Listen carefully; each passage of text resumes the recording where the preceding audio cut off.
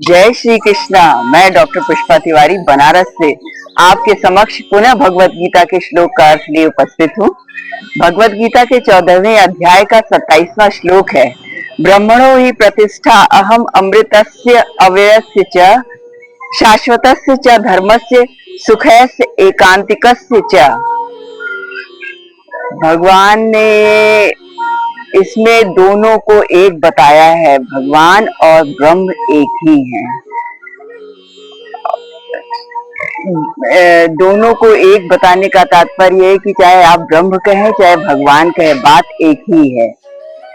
जैसे आप अग्नि को देखते हैं, अग्नि जब जलती है तो उसका आप साकार रूप देखते हैं, मगर लकड़ी में अग्नि उस निराकार रूप में है। उसी तरह भगवान साकार रूप में है और ब्रह्म निराकार रूप में है।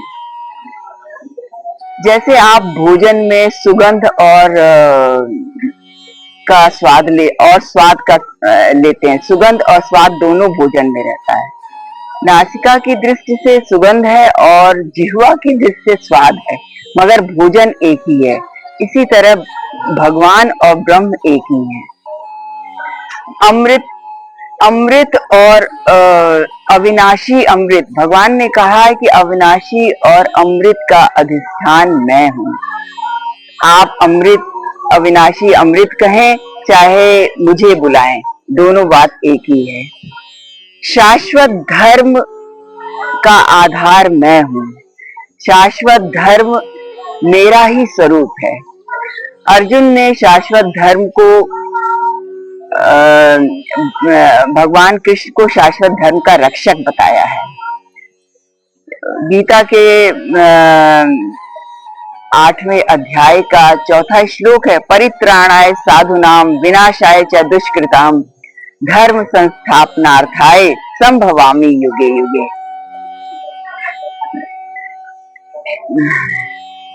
एकांतिक सुख का आधार मैं हूँ। भगवान कृष्ण कहते हैं एकांतिक सुख कहो चाहे अत्यंत सुख कहो, वो मेरा ही स्वरूप है।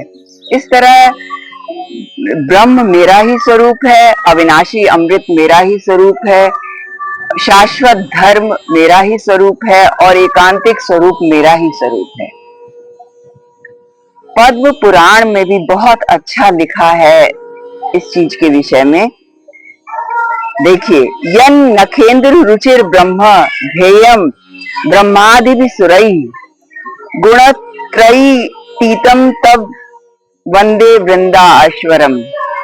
भगवान शंकर कहते हैं कि जिसके नख चंद्र की कांति रूप स्वरूप का देवतागण ध्यान करते हैं, उन्हीं त्रिगुणातीत वृंदावन ऐश्वर्य की मैं वंदना करता हूँ।